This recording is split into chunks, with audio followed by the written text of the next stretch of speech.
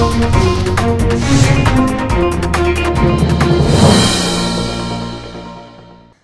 kabar pemirsa? Kita berjumpa dalam Warta Parlemen, informasi aktual seputar parlemen bersama saya Nandita Eriska.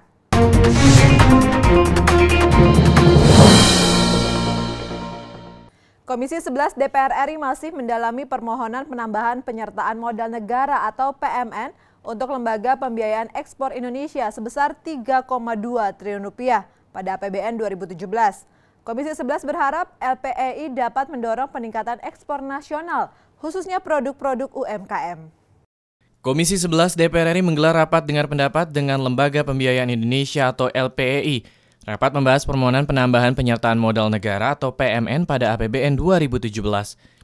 Wakil Ketua Komisi 11 DPR RI Marwan Cik Hasan mengatakan LPEI belum konsisten dalam menyusun rencana penyerapan anggaran PMN. Komisi 11 meminta LPEI untuk fokus terhadap pembiayaan ekspor dan peningkatan ekspor terutama oleh UMKM, sesuai dengan tujuan awal dibentuknya LPEI ini.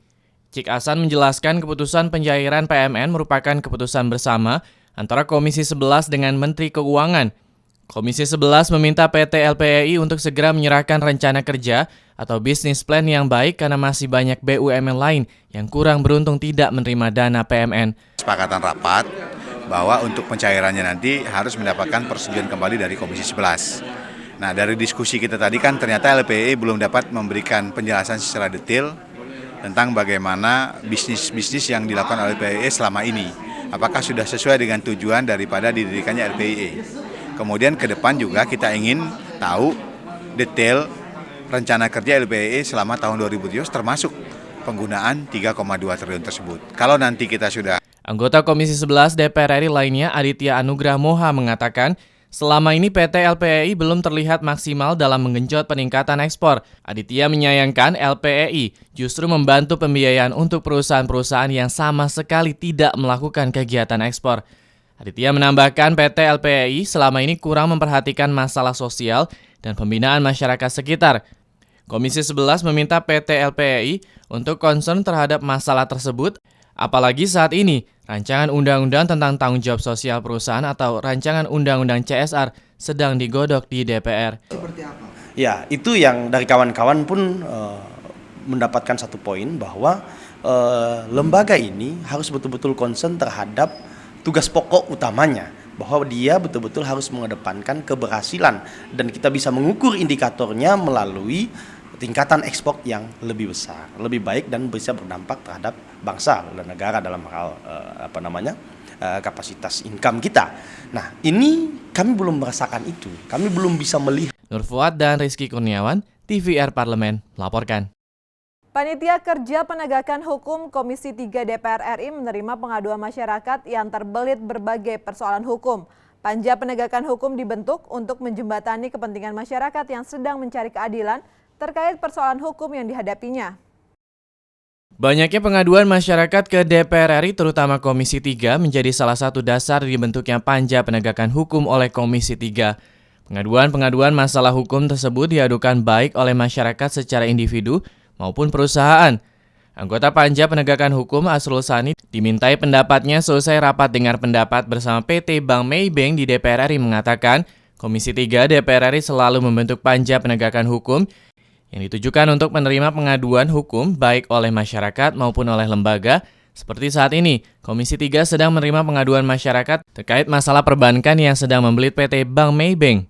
Komisi 3 ini dalam setiap masa persidangan tertentu itu dibentuk Panja Penegakan Hukum karena begitu banyak masyarakat yang mengadukan permasalahan-permasalahan hukumnya kepada DPR. Nah, salah satunya adalah dari sebuah perusahaan nasional PT Meranti Maritim yang merasa dirugikan oleh tindakan krediturnya PT Maybank. Nah, diketahui sebelumnya Panja Penegakan Hukum telah menerima pengaduan dari sebuah perusahaan nasional PT Meranti Maritim yang saat ini sedang terbelit persoalan hukum terkait kreditur dan debitur bersama PT Bank Maybank. PT Meranti Maritimnya tentu sudah kita dengar. Namun kan DPR tidak bisa kemudian menyimpulkan begitu saja hanya atas dasar pengaduan. Ya, karena itulah pada hari ini kita dengar juga yang diadukan. Nah, sekarang prosesnya sedang berlangsung. Nanti kita lihat ya apakah pengaduannya proporsional dan apakah respon dari yang diadukan juga proporsional atau tidak. Nah ini yang kita lihat. Jadi saat ini tentu belum bisa kita ambil kesimpulan. Ya. Panji dan Heri, TVR Parlemen, melaporkan. Komisi 5 DPR RI mendorong pemerintah dan Kementerian Perhubungan, Korlantas Polri, dan instansi terkait untuk melakukan koordinasi terkait persiapan dan antisipasi kemacetan saat libur Natal dan Tahun Baru 2017 yang akan datang, agar tidak terjadi lagi kemacetan parah seperti tahun lalu. Terkait persiapan transportasi libur Natal dan Tahun Baru 2017 mendatang, Komisi 5 DPR RI menggelar rapat kerja dengan Menteri Perhubungan, Menteri Pekerjaan Umum dan Perumahan Rakyat, Kepala Badan SAR Nasional, Kepala Badan Meteorologi, Klimatologi dan Geofisika, dan Kabak Ops Lalu Lintas Polri. Ditemui usai rapat, anggota Komisi 5 DPR RI Ridwan Bae mengingatkan kepada pemerintah agar jangan sampai terjadi lagi peristiwa kemacetan yang menimbulkan korban jiwa seperti tahun lalu. Oleh karena itu harus ada koordinasi yang baik antar instansi terkait untuk mengantisipasi kejadian serupa. Ridwan Bae menambahkan rapat kerja Komisi 5 DPR dengan pemerintah harus menghasilkan solusi terbaik agar kemacetan saat libur Natal dan Tahun Baru dapat diantisipasi. Kita yakini Kementerian Perhubungan sudah mulai baik ya dari tahun ke tahun. Bahwa di sana sini masih ada kelemahan-kelemahan, yaitu namanya juga manusiawi, perlu perbaikan menyeluruh.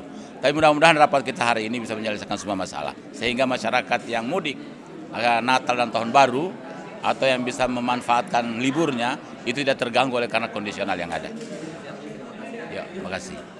Sementara itu, anggota Komisi 5 DPR RI Sada Restuwati mengatakan untuk mengantisipasi kemacetan saat perayaan Natal dan Tahun Baru, harus ada koordinasi dan manajemen yang benar dari berbagai pihak, khususnya Kementerian Perhubungan dan pihak kepolisian. Sada Restuwati juga mengingatkan jangan sampai kejadian kemacetan panjang yang mengakibatkan korban jiwa kembali terulang, oleh karena itu harus dilakukan antisipasi dari semua pihak.